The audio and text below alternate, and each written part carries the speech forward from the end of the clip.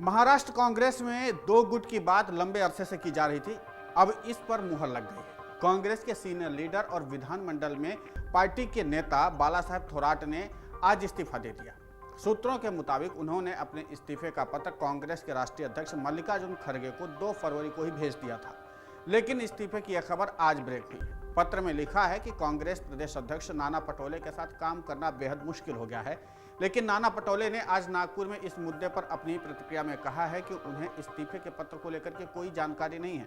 थोराट तो उनसे बात तक नहीं कर रहे। नाना पटोले ने कहा, आज बालासाहेब थोराट का जन्मदिन है, उन्हें मैं शुभकामनाएं देता हूं। उन्हें लंबी उम्र मिले, उनका और राजनीतिक उत्कर्ष हो। जहां तक उनके इस्तीफे की बात है तो उन्होंने इस्तीफा नहीं दिया है। बता दें कि सूत्रों के हवाले से खबर है कि हाईकमांड ने नाना पटोले को बातचीत से मामला हल करने की सलाह दी है और आपसी फूट और मतभेद भुला करके पार्टी हित में काम करने के लिए कहा है। इस बीच कांग्रेस हाईकमांड ने बालासाहेब थोराट का इस्तीफा स्वीकार नहीं किया है, जो बात निकलकर अभी तक सामने आ रही है। उसमें उनकी एक शिकायत ये भी है कि कांग्रेस कार्यकारिणी की बैठक समय पर नहीं की जाती है। नाना पटोले अपनी मर्जी से काम कर रहे हैं और वे एरोगेंट हैं। इस पर आज अपनी प्रतिक्रिया देते हुए नाना पटोले ने कहा, ये ठीक है कि कार्यकारिणी की बैठक हर 3 महीने में की जानी चाहिए, लेकिन लोग तो एक साल तक बैठक नहीं करवाते थे। नाना पटोले ने यहाँ साफ इशारा बालासाहेब थोराट के कांग्रेस अध्यक्ष के कार्यकाल की तरफ कर रहे थे। आगे नाना पटोले ने कहा कि पिछले महीने ही हमारी नागपुर प्रदेश कार्यकारिणी की बैठक हुई और अब फिर 15 फरवरी को एक मीटिंग होने वाली है। इसमें महाराष्ट्र में हो रहे उपचुनाव की रणनीति बनाने,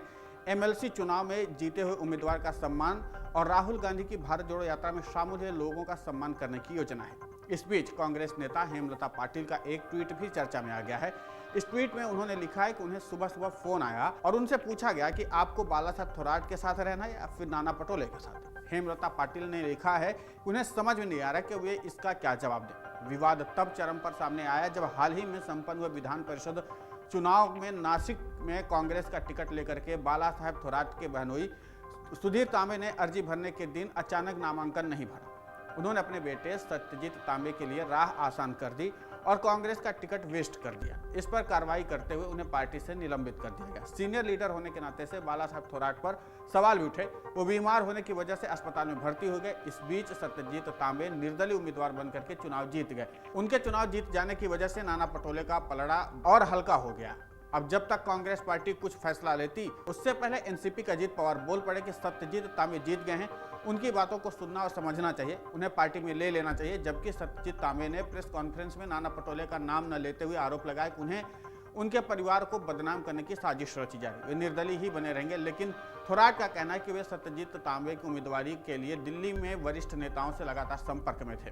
दिल्ली में नेताओं को बात समझ भी आ रही थी, लेकिन आखिरी दिन यानी कि फैसले के वक्त राजनीति हो गई। सत्यजीत को उम्मीदवारी नहीं दी गई, उन्हें अंधेरे में रखा गया। बालासाहेब थोराट और नाना पटोले की राजनीति में शुरू से ही बुनियादी फर्क रहा है। बालासाहेब थोराट की राजनीति एनसीपी और शिवसेना के साथ थी, हाँ जी वाली रही है। साहेब का शिवसेना और एनसीपी में कोई विरोधी नहीं है, क्योंकि उनका हर पार्टी के लोगों से हंस कर मिलने का स्वभाव है। यहाँ तक कि उनके भांजे सत्यजीत तांबे के विरोध में बीजेपी ने भी अपना उम्मीदवार नहीं उतारा। जिस शख्स से कोई खतरा नहीं, उसका कोई दुश्मन नहीं होता। इसके अपने फायदे और नुकसान भी होते हैं। इसके फायदे ये हैं कि एनसीपी, शिवसेना और कांग्रेस में एकता मजबूत होगी और बीजेपी को तगड़ी फाइट देना आसान है। इसका नुकसान ये कि ये सब कांग्रेस की कीमत पर होगा। कांग्रेस राज्य में बीजेपी के बाद दूसरी सबसे बड़ी पार्टी थी, लेकिन अब कांग्रेस पिछड़ती चली जा रही है। एनसीपी और शिवसेना लगातार कांग्रेस को किनारे लगा रही हैं। फैसले ये दोनों पार्टियां लेती हैं। बालासाहेब थोराट से हाँ करवा लेने भर से औपचारिकता निभानी होती है।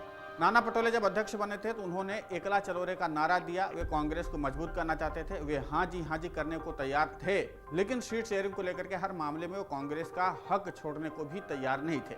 इससे शिवसेना और एनसीपी के लिए वे थोड़ा सा स्वाभाविक पार्टनर नहीं बन पा रहे थे।